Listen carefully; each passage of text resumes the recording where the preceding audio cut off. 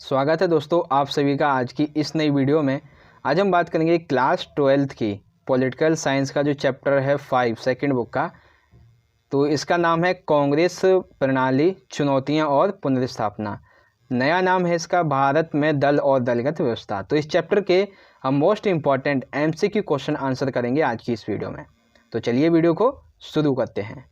सबसे पहला प्रश्न आपकी स्क्रीन पे देख सकते हैं, गैर कांग्रेसवाद का सिद्धांत किसने दिया? गैर कांग्रेसवाद का सिद्धांत किसके द्वारा दिया गया? आपके ऑप्शन है राम मनोहर लोहिया, सिंडिकेट, विधायक फ्रंट के नेताओं ने और जयप्रकाश नारायण ने। तो जो गैर कांग्रेसवाद है इसका सिद्धांत दिया गया है राम मनोहर लोहिया के द्वारा, यानी कि ऑप्शन फर्स्ट सही है।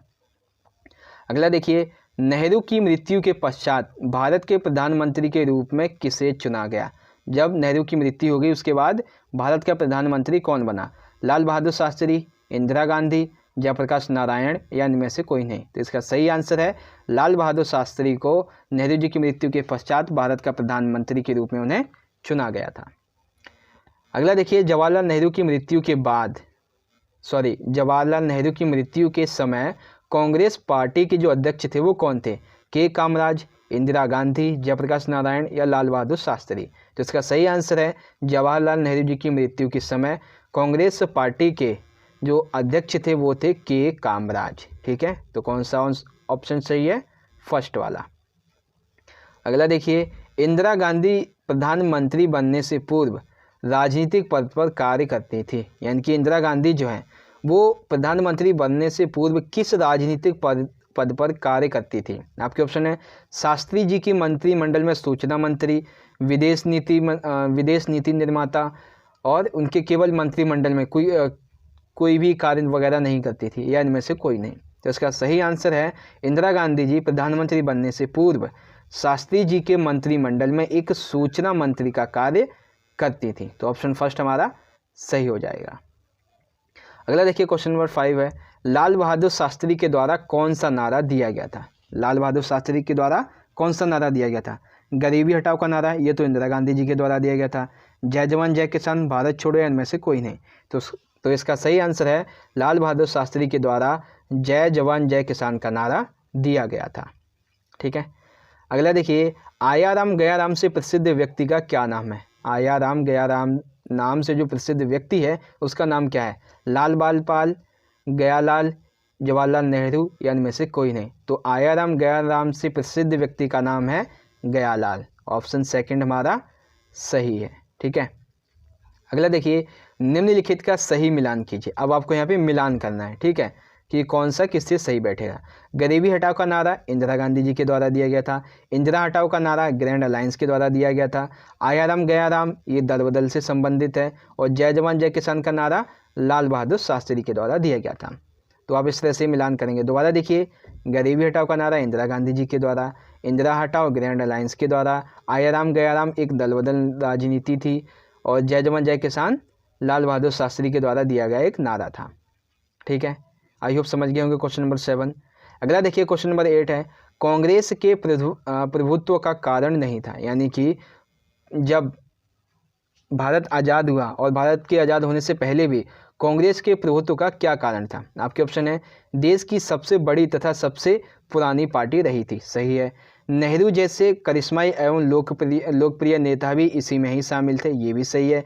ये सिर्फ धनी वर्गों के समर्थन में थी और आज़ादी की विरासत प्राप्त थी। तो इनमें से कारण जो है कांग्रेस के प्रभुत्व का कारण तीसरा नहीं है कि ये सिर्फ धनी वर्गों का समर्थन करती थी, बल्कि कांग्रेस ने हमेशा से ही समाज के सभी वर्गों का समर्थन किया था। तो ऑप्शन कौन सा सही है? सही समझ लीजिए या फिर गलत, जो कि आंसर है सिर्फ धनी वर्ग का समर्थन। ठीक है, अगला देखिए, स्कूली बच्चों को दोपहर के भोजन की योजना लागू करने का श्रेय किसे जाता है? यानी कि जो मिड डे मील योजना है उस योजना का श्रेय किसको जाता है? आपके ऑप्शन है लाल बहादुर शास्त्री, जयप्रकाश नारायण, के कामराज या फिर इंदिरा गांधी। तो इसका सही आंसर हो जाएगा के कामराज को इस मिड डे मील योजना का श्रेय जाता है। तो तीसरा ऑप्शन सही है। अगला देखिए, सर्वप्रथम भारत के किस राज्य में किस पार्टी की पूर्ण बहुमत की सरकार बनी थी? आज़ादी के पश्चात भारत के किस राज्य में और किस पार्टी की पूर्ण बहुमत की सरकार बनी थी? मद्रास, जिसे अब तमिलनाडु कहा जाता है, सिंडिकेट की। पांडुचेरी, लोकदल की। मद्रास, अब जिसे तमिलनाडु कहा जाता है, यहाँ पे डीएमके की सरकार बनी थी, द्रविड़ मुनेत्र कड़गम। ये इनमें से कोई नहीं। तो इसका सही आंसर है भारत में सर्वप्रथम मद्रास राज्य में, जिसे आज तमिलनाडु कहते हैं, यहाँ पर डीएमके द्रविड़ मुनेत्र कड़गम की पूर्ण बहुमत की सरकार बनी थी। तो ऑप्शन कौन सा सही है? तीसरा वाला सही है। अगला देखिए, इंदिरा गांधी जी के द्वारा अपना जनाधार बढ़ाने के लिए कौन कौन से 2 कदम उठाए गए थे? ठीक है, आपको बताने इनमें से कौन से 2 कदम उठाए गए थे। सॉरी, यहाँ पे 2 कदम की जगह यहाँ पे होगा कि कौन से कदम उठाए गए थे। ठीक है, ये वाला इतना भूल जाइए। यहाँ पे होगा इंदिरा गांधी जी द्वारा अपना जनाधार बढ़ाने के लिए कौन से कदम उठाए गए थे। आपके ऑप्शन है, प्रीवी पर्स की समाप्ति कर दी इन्होंने, बैंकों का राष्ट्रीयकरण कर दिया गया, भूमि सुधार जैसे कानून बनाए इन्होंने, गरीबी हटाओ का नारा दिया, या उपरोक्त सभी। तो इंदिरा गांधी जी के द्वारा अपना जनाधार बढ़ाने के लिए उपरोक्त सभी कदम उठाए गए थे। तो ऑप्शन 4 यहाँ पे सही हो जाएगा। ठीक है, अगला देखिए, प्रीवी पर्स से आप क्या समझते हैं? प्रीवी पर्स से आप क्या समझते हैं? देशी रियासतों के राजाओं के विशेष अधिकार, देशी रियासतों का भारत में विलय हस्ताक्षर पत्र, ए और बी दोनों, या इनमें से कोई नहीं। तो इसका सही आंसर है, देशी रियासतों के राजाओं को कुछ विशेष अधिकार दिए गए थे, जिसे प्रीवी पर्स कहा जाता था। ठीक है, अगला प्रश्न देखिए, कांग्रेस के विभाजन का मुख्य कारण क्या था? कांग्रेस के विभाजन का मुख्य कारण क्या था? 1969 के राष्ट्रपति चुनाव, गरीबी हटाओ का नारा, ए और बी दोनों, या इनमें से कोई नहीं। तो इसका सही आंसर है 1969 के जो राष्ट्रपति चुनाव हुए थे, इसमें कांग्रेस का विभाजन हो गया। एक कांग्रेस ओ बनी थी, एक कांग्रेस आर बनी थी। ठीक है, फिर देखिए, कांग्रेस के विभाजन के पश्चात इसके 2 भागों के नाम क्या थे? अब आपको यहाँ पे 2 भागों के नाम बताने सही। ठीक है, आपके ऑप्शन है, कांग्रेस ऑर्गेनाइजेशन, कांग्रेस ओ यानी कि पुरानी ऑर्गेनाइजेशन, कांग्रेस आर यानी कि नई कांग्रेस, कांग्रेस रिविजनिस्ट। ठीक है, फिर है कांग्रेस ऑर्गेनाइजेशन आर पुरानी कांग्रेस, फिर है ए और बी दोनों। तो इसका सही आंसर हो जाएगा कांग्रेस ऑर्गेनाइजेशन यानी कि ओ पुरानी कांग्रेस, और दूसरा है कांग्रेस रिविजनिस्ट यानी कि आर यानी नई कांग्रेस। तो ए और बी दोनों ये वाला सही हो जाएगा। ठीक है, कौन सा सही होगा? ए और बी दोनों ये सही हो जाएगा। अगला देखिए, चौथे आम चुनाव 1967 के भारतीय राजनीति पर क्या प्रभाव पड़े? यानी कि चौथे आम चुनाव जो हुए थे 1967 में, उसका भारतीय राजनीति पर क्या प्रभाव पड़ा? कांग्रेस के प्रभुत्व को एक बहुत बड़ा झटका लगा, सही है। विपक्षी दलों में एकता का विकास हुआ, सही है। दल बदल एवं गठबंधन की सरकारों का आरंभ हुआ, ये भी सही है। फिर है उपरोक्त सभी। तो इसका सही आंसर है उपरोक्त सभी चौथे आम चुनाव के भारतीय राजनीति पर प्रभाव पड़े थे। तो ऑप्शन 4 यहाँ पे सही है। अगला देखिए, 1967 के चुनावी परिणाम क्या रहे? 1967 के जो चुनाव हुए थे उसके चुनावी परिणाम क्या रहे? लोकसभा चुनावों में 100 सीटों का नुकसान हुआ। जो कांग्रेस थी उसे लोकसभा चुनावों में 100 सीटों का नुकसान हुआ। ठीक है, दूसरा है 8 राज्यों में गैर कांग्रेसी सरकार बनी और तमिलनाडु में पूर्ण बहुमत की सरकार बनी। किसकी? डीएमके की।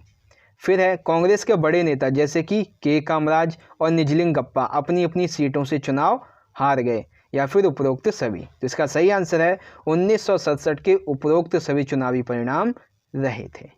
ठीक है, अगला और सबसे आखिरी प्रश्न है इस चैप्टर का और इस वीडियो का भी। निम्नलिखित का पूर्ण रूप का सही मिलान कीजिए, यानी कि पूर्ण रूप जो है इनका उनका सही मिलान आपको करना है। सबसे पहला है एसवीडी। एसवीडी का मतलब है संयुक्त विधायक दल, यानी कि पहले का आंसर कहाँ जाएगा? दूसरा। फिर है सीडब्ल्यूसी यानी कि कांग्रेस वर्किंग कमेटी। तीसरा है डीएमके यानी कि द्रविड़ मुनेत्र कड़गम। और फिर है पीयूएफ यानी कि पॉपुलर यूनाइटेड फ्रंट। तो ये जाएगा फर्स्ट पे। एक बार दोबारा देख लीजिए सभी।